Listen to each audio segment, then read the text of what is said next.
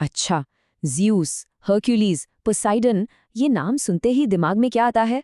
जाहिर है Percy Jackson जैसी फिल्में और ग्रीक माइथोलॉजी की वो पूरी की पूरी दुनिया है ना। ये वो कहानियां हैं जो हम सब ने कहीं ना कहीं सुनी ही है। लेकिन जरा रुकिए, क्या हो अगर मैं ये कहूँ कि ये सिर्फ कहानियां हैं ही नहीं। मतलब ये जो इतने पावरफुल देवता हैं, उनकी जो इतनी मजेदार कहानियां हैं, वो सिर्फ किसी की कल्पना नहीं बल्कि उससे कहीं ज्यादा है। तो चलिए आज इसी सवाल की तह तक चलते हैं। क्योंकि सच ये है कि आज भी इसी दुनिया में हजारों लोग इन देवताओं को पूजते हैं। जी हाँ, बाकायदा पूजा करते हैं। इस धर्म का नाम है हेलेनिज्म। और ये कोई इतिहास की किताब का पन्ना नहीं है, ये एक जीती जागती मॉडर्न आस्था है।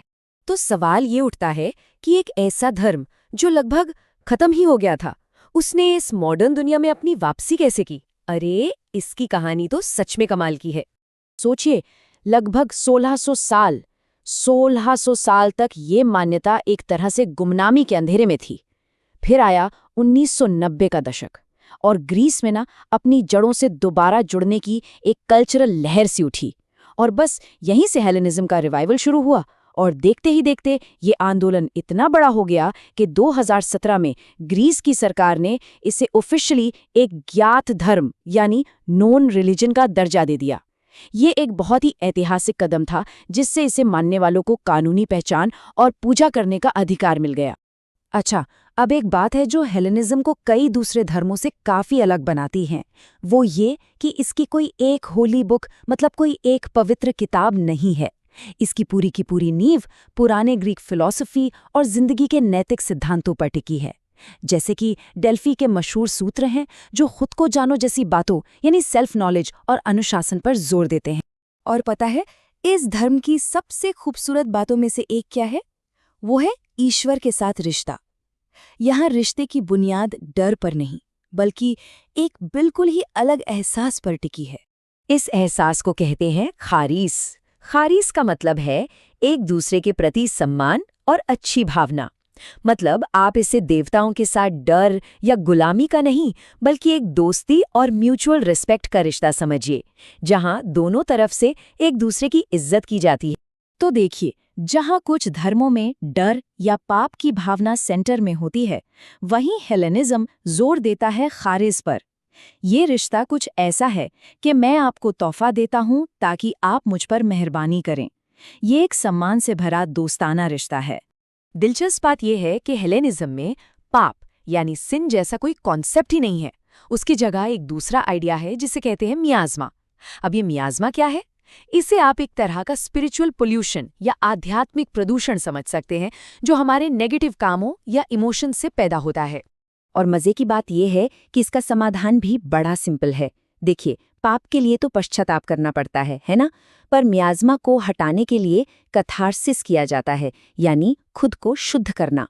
और ये इतना आसान हो सकता है जितना प्रार्थना करने से पहले बस हाथ मुंह धो लेना। तो चलिए, अब जरा उन देवताओं से भी मिल लेते हैं जो इस पूरी आस्था के सेंटर में है। इनमें सबसे मेन है ज़्यूस, जो आसमान और न्याय के राजा हैं। फिर हैं पोसाइडन, समुद्र के देवता, और एथीना, जो बुद्धि और रणनीति की देवी हैं। एक बात और, ये देवता कोई परफेक्ट नहीं है। इनकी अपनी कहानियां हैं, अपनी पर्सनैलिटी है और अपनी कमियां भी हैं। और शायद इसीलिए लोग इनसे इतना रिलेट कर पाते हैं। अक्सर लोग अपने स्वभाव के हिसाब से किसी एक देवता से एक खास कनेक्शन महसूस करते हैं। तो अब सबसे बड़ा सवाल कि आज के टाइम में इन पुराने देवताओं की पूजा होती कैसे है? क्या सब कुछ वैसा ही है जैसा हजारों साल पहले होता था? इसका जवाब हाँ भी है और नहीं भी। देखिए, आज की पूजा बहुत पर्सनल और सिंपल है, जो कोई भी अपने घर में कर सकता है। लोग अपने घरों में छोटी छोटी वेदियां या ऑल्टर्स बनाते हैं और देवताओं को दूध, शहद या फूल जैसी चीजें चढ़ाते हैं। और हाँ, सबसे बड़ा बदलाव ये है कि पुराने जमाने की तरह अब जानवरों की बलि बिल्कुल नहीं दी जाती। और तो और, प्रार्थना भी घुटनों पर बैठकर गिड़गिड़ाते हुए नहीं, बल्कि खड़े होकर सम्मान के साथ, जैसे किसी से बात कर रहे हो, वैसी की जाती है। तो एक आम पूजा पाठ कैसा होता है? सबसे पहले वेदी तैयार की जाती है, फिर हाथ मुंह धोकर कैथार्सिस यानी खुद को शुद्ध किया जाता है, और आखिरी में प्रार्थना करते करते प्रसाद चढ़ा दिया जाता है।